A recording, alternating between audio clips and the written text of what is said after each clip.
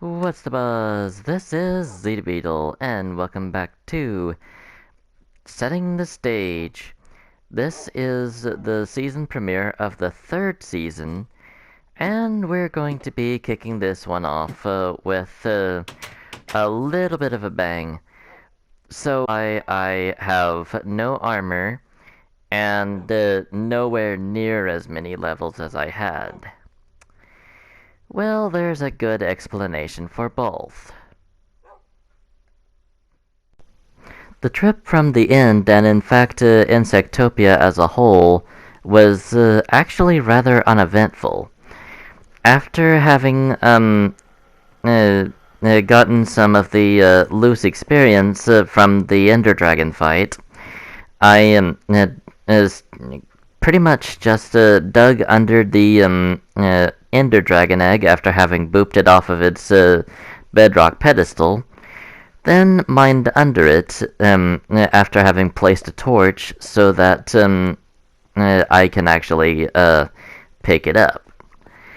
So, yeah, honestly, this is the only inconsistency about this whole thing, because,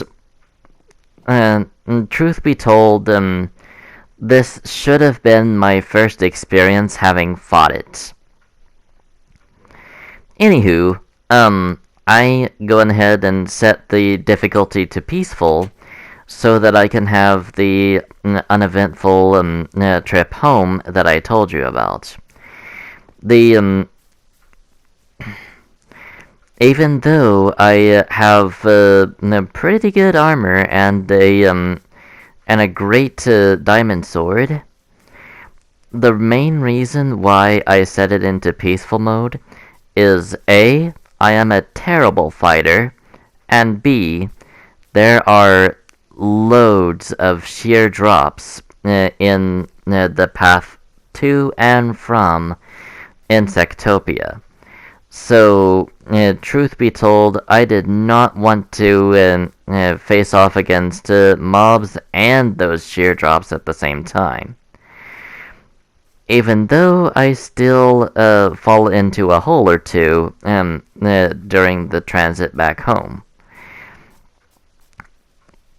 So, like I said before, this is very uneventful. I don't face any mobs, and I don't fall to my death at all. I just make my way home, and that's it. No muss, no fuss. So, how do I lose my armor and my levels, you might ask? Well, the thing about it is, I'll be telling you that here in a little bit. I do not want to spoil it at the moment, even if it is in the same episode. But it just came in a slew of unfortunate deaths in the Nether.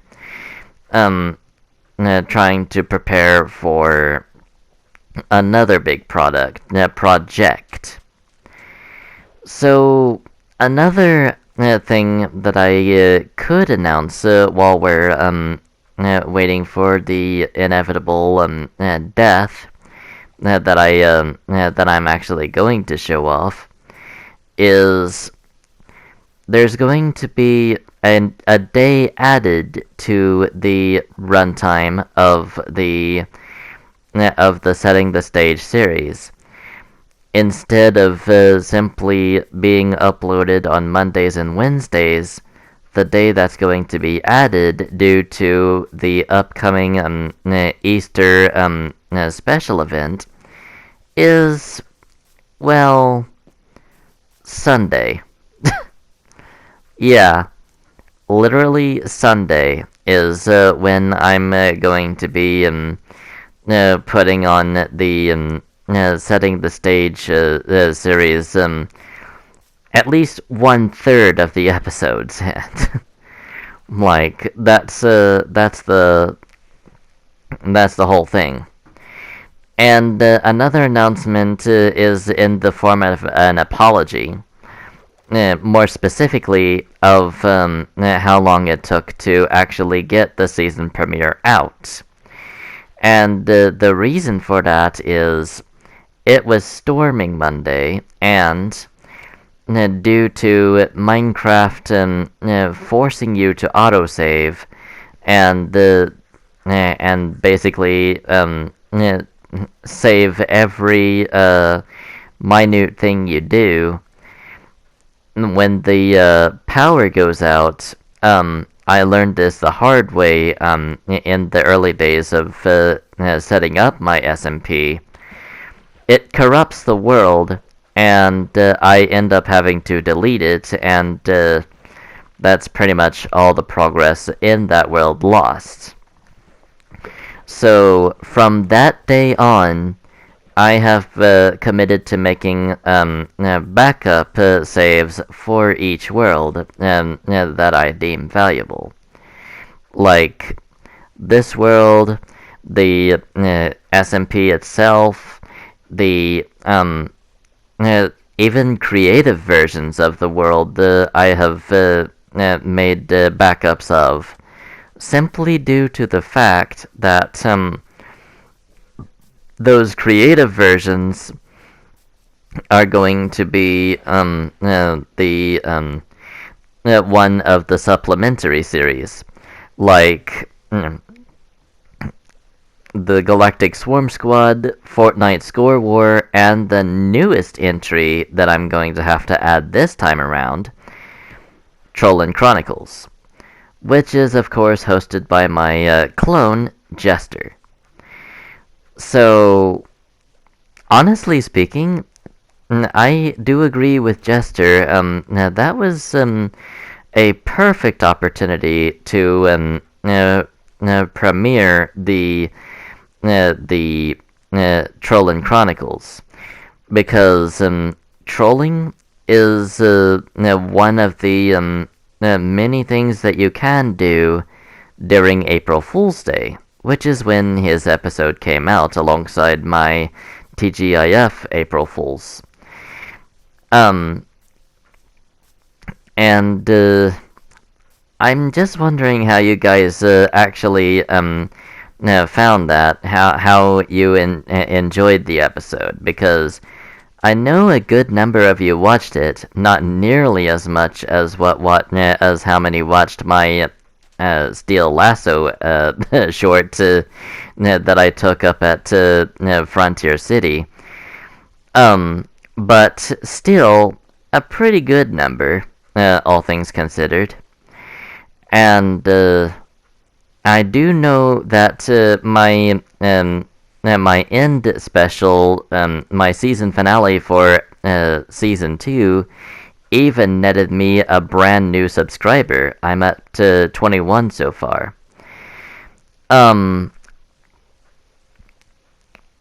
So even though it was pretty hard to hit 21 subscribers, I'm still going to be more ambitious and only do subscriber specials when I hit really big milestones like 50 or 100 or something like that.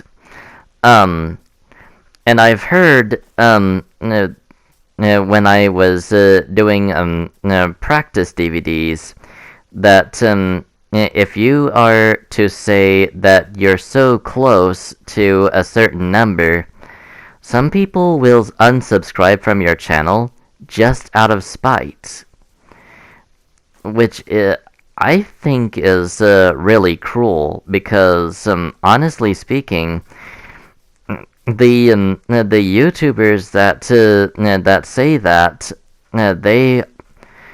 they're just basically excited that they're just about to reach a really impressive milestone at that point.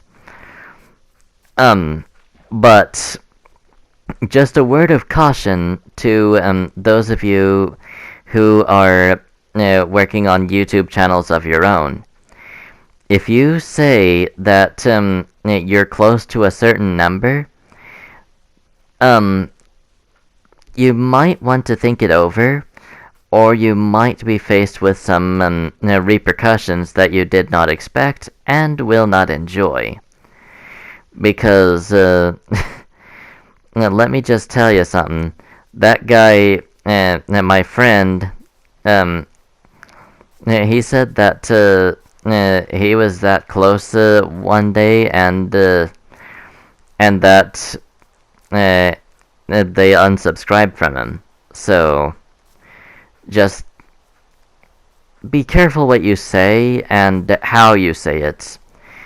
Like, and my sister has even said on a certain website that's like YouTube that deals with subscriptions, that when she asked people to subscribe, the somebody in the comments section got onto her and said, "You need to earn your subscribers," which is fair, but it was a bit strongly worded. So, whenever you're doing something like that, you need to really bear in mind some rules of thumb. Don't just ignore your comment section if they are offering constructive criticism. If they are just flat out being snotty and mean, yeah, you can definitely ignore them, because they have nothing that you can gain from it, and really and truly, replying to those comments is just a waste of time. What you really need to do is just to look at the comments that give you constructive criticism on where you can improve and where you can better yourself as a person and as a content creator, and just take it from there. Like, for instance, somebody said that one of their comments said they were talking too fast. So, if a comment like that pops up, you might want to slow down a little bit. In my case, however, there are some things that I can't help about my way of speaking. And one of those is, unfortunately, my stutter. The other is sometimes I will say words that are a little bit off and don't really make any sense in that particular context. So there's where I put the egg. Now that I've established that my trip home from the end and Insectopia was uneventful, I'm going to show you exactly how I lost my levels and my armor. So, as you may see in the experience bar, I had already died multiple times already from my escapades in the Nether. So, you can already see how this is playing out so far. And the thing in the special event in question is my fight against the Wither. So I am trying to take some Wither skeleton heads, and as you can see, at this point it's pretty routine stuff. Like, I just basically got the loot from some that I had already killed. Where things go wrong is as soon as my shield breaks. I try everything that I can in order to get past the Wither skeletons, but I get overwhelmed and killed instead. So, yeah. Turns out the trip home from Insectopia was not the cause of that. But now's not the time to be dwelling on past mistakes and all that garbage. Now's the time to begin work on the very first building of the new season. I mean, come on. This is, for the most part, a building series. It is called Setting the Stage, after all. So,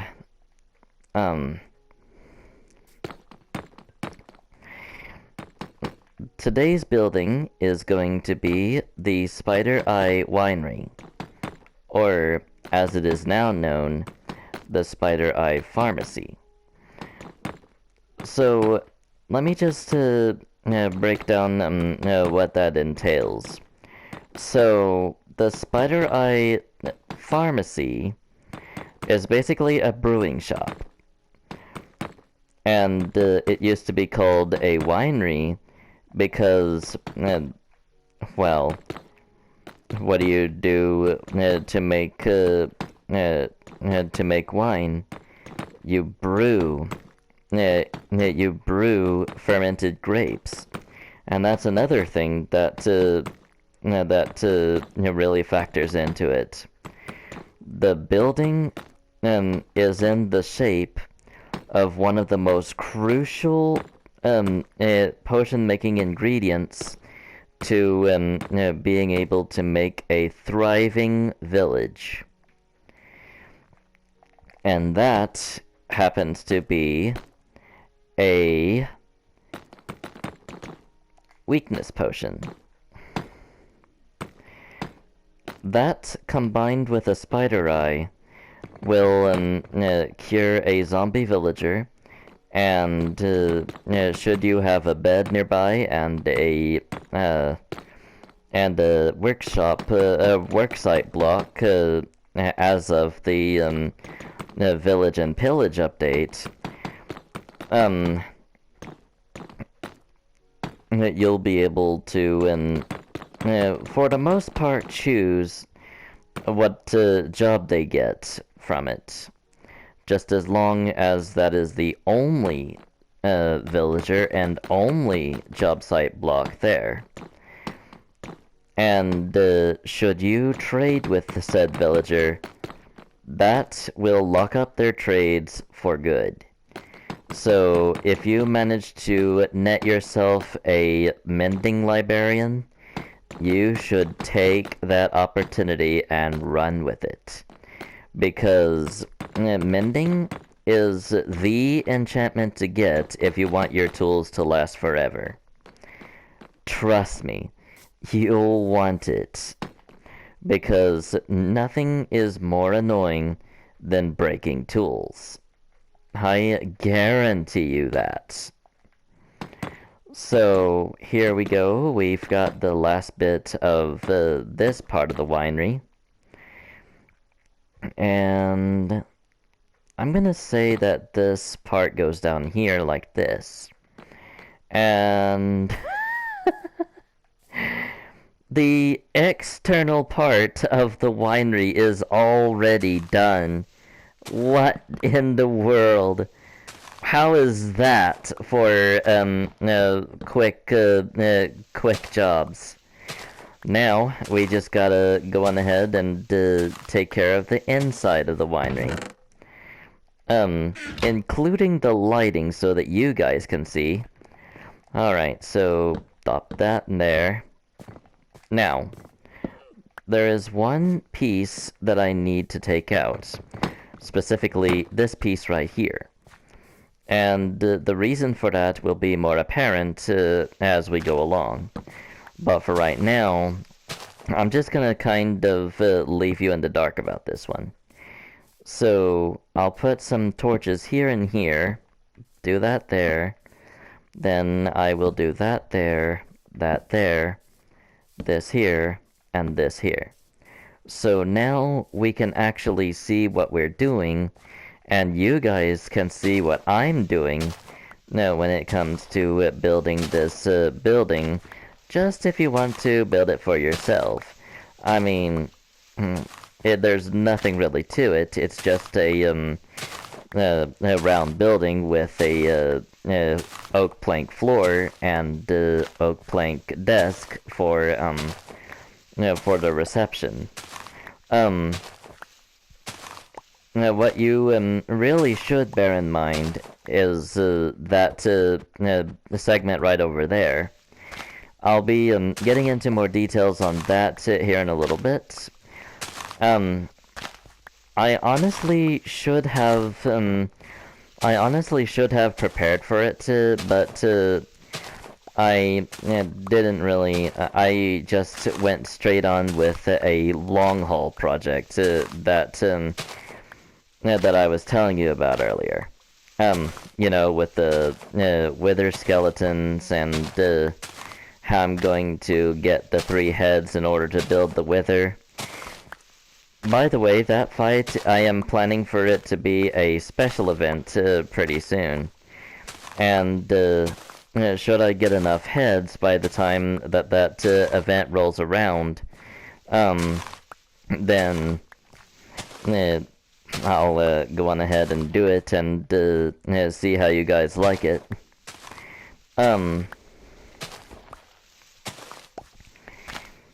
But for the time being, I'm just going to clear out some floor space within the pharmacy itself so that I can convert all this grass into oak planks. I'll be able to do some work on the area right over there. And the reason why the ceiling at the end becomes so low will become apparent with what I'm about to show you. Because, in all honesty, that's going to be a pretty special part. Some of you may already have guessed what's going to be happening there.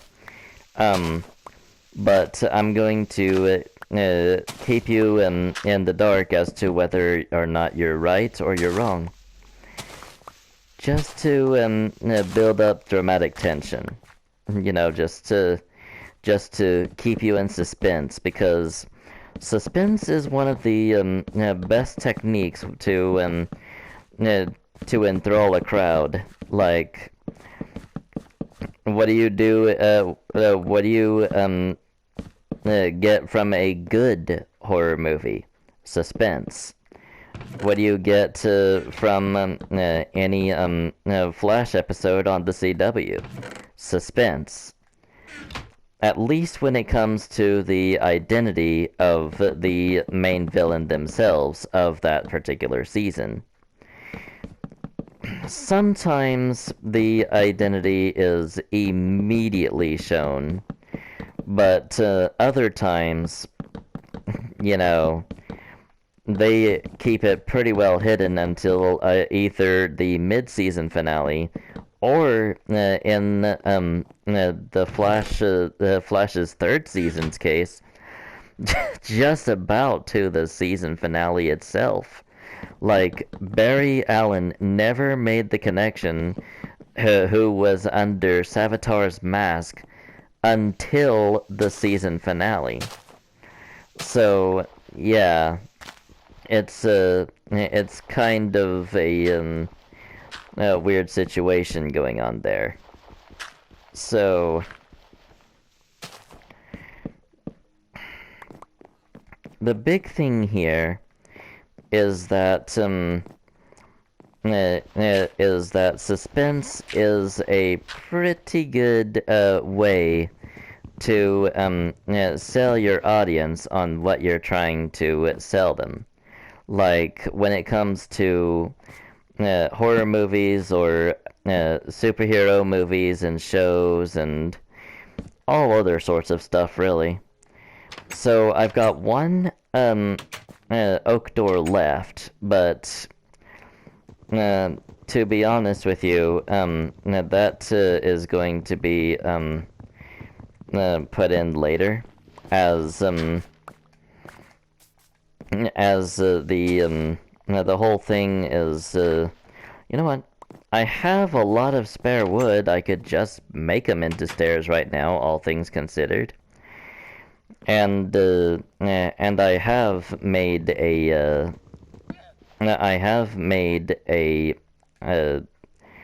crafting table as part of the floor in the original design, so it's not really like I'm doing anything new by doing it this time.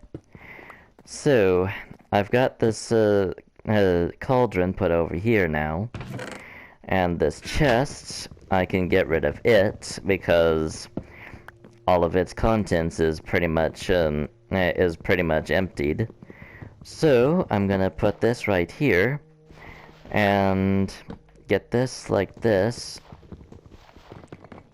and do this like this, and then there is a little section right down there that I could do the same. So now I have got that done and out of the way. Let's go on ahead and get some stairs put in.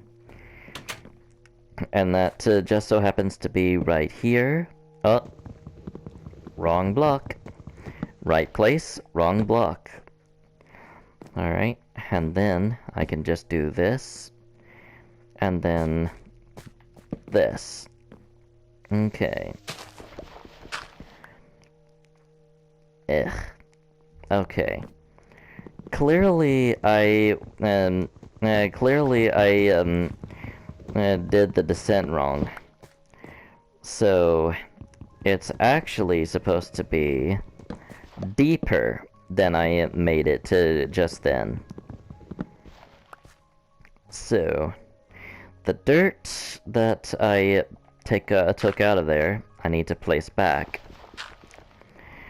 So you may be wondering if I'm ever going to do anything with this dirt. Like the dirt surrounding the whole place. Well, with that one being the main exception, yes. Okay. So I can just get all this taken care of, like so. And then we do this and go on into the basement. Okay. So there's going to be 2 basement levels, and I think you guys can tell exactly what I'm going to be putting these basements in for. The first basement floor is basically going to be the storage room, where you store all of the where the potion making supplies are stored. The second of these is going to be the ones that you guys are predicting. The mushroom farm floor. So, and I know that I'm thinking an awful lot for you guys, but, you know, come on, it's not really that hard to see what I'm doing here. Like, all you really have to do is just pay attention to the details, and it's really not that hard at all. But I do believe that I have done about as much as I can, considering a lot of this place. So I'm going to go on ahead and check how much time I have left, and if time persists, maybe I'll go on ahead and put some finishing touches on it. Alrighty, I do believe that I have run out of time for this episode, but at the very least I got through with the surface level of the Spider Eye Pharmacy. So, in the next episode, I'm going to be starting work on a stew shop. Won't that be fun? I'll actually have some solid places for certain food items next time. But in the meantime, though, thank you so much for watching. I hope you enjoyed. And I will see you all next time. Until then, adios, amigos.